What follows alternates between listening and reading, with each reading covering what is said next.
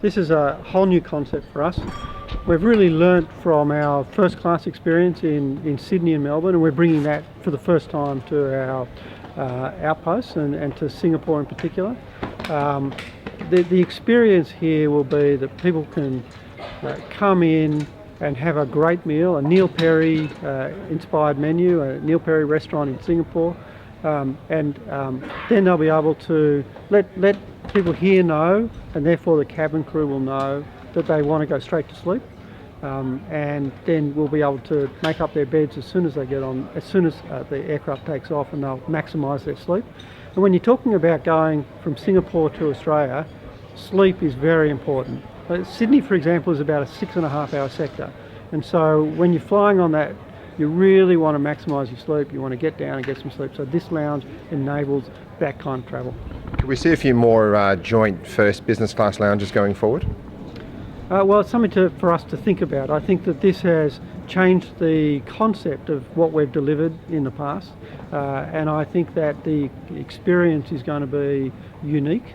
And I'm really looking forward to some of the customer feedback. We're obviously working on our Hong Kong lounge as well, and we'll be working on what we're doing in LAX. So I'm very much, I think we'll learn from this again and develop from this concept. At LAX, like you just said then, obviously Star's putting in a pretty amazing lounge from what we understand at the new Tom Bradley International. Does this mean you're going to up the ante as well too with your new concept?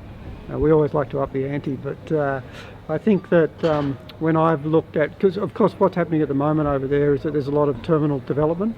They've been putting in the new bays for the A380, so they've been actually working on sort of mirror imaging the terminal and building out those bays.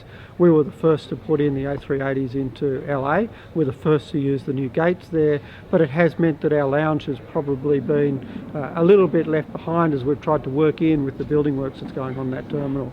What we've now signed up for is the largest available space in the terminal that will be for our first of business class lounges. So we will have a great space going forward as soon as we can deliver that with the building works going on in that terminal.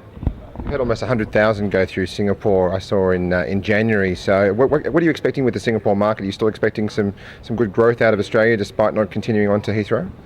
So we've put 40% capacity increase into the Singapore market. I think what we used to do is we used to fly through Singapore, and our timings of those services were really designed around Europe.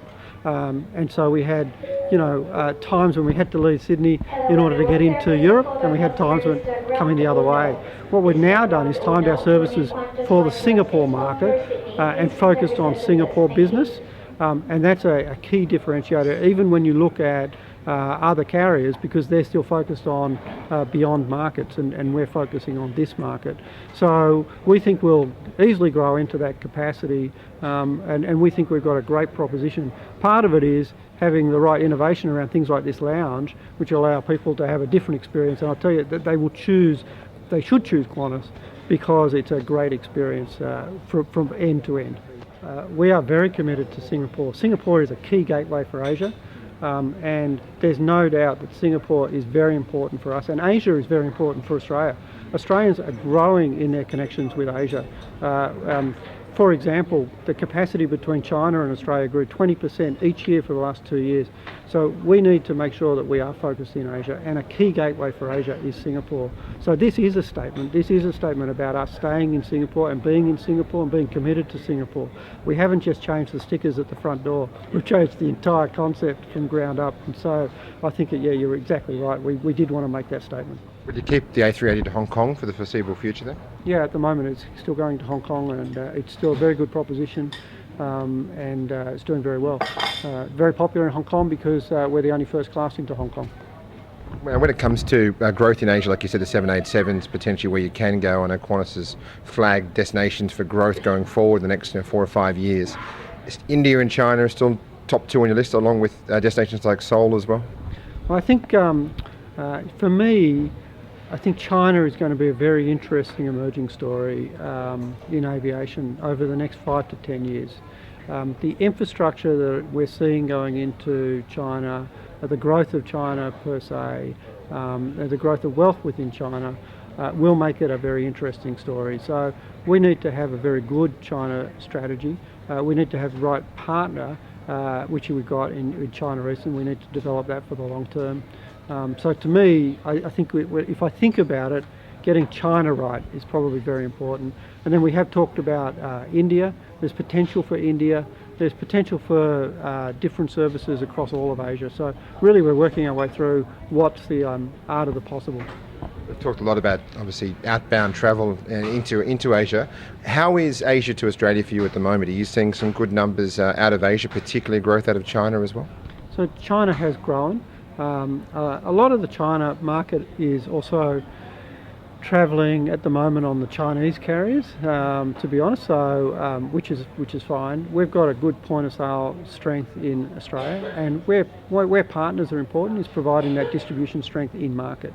So for us, that's why we want to have a strong partner. One of the key things is to have the right distribution strength to bring the Chinese onto our metal as well. And so it's really about the right partnership there. A couple of things that have been flagged in the industry. There's been talk about A380s going to Dallas and rerouting them back through Auckland on the way back. Is that a possibility, sir? I'm reasonably happy with what we're doing on the Dallas service. We've gone to daily, and we've got the 747 ER on that service, and coming back via Brisbane. I think that if you stop in Auckland, the problem you've got is it's not a direct service from Australia, from the East Coast. And so I'd prefer to make it a direct service. I think that is in fact the outstanding proposition, and going into Dallas is important because it gets you right into America's hub. So going into hubs is actually the important thing because it gives you much more connectivity, and so we've seen the demand from passengers, and that's what tells me that that's the right strategy for the moment. And which markets are exciting you at the most at the moment? US is still high up on the agenda, obviously.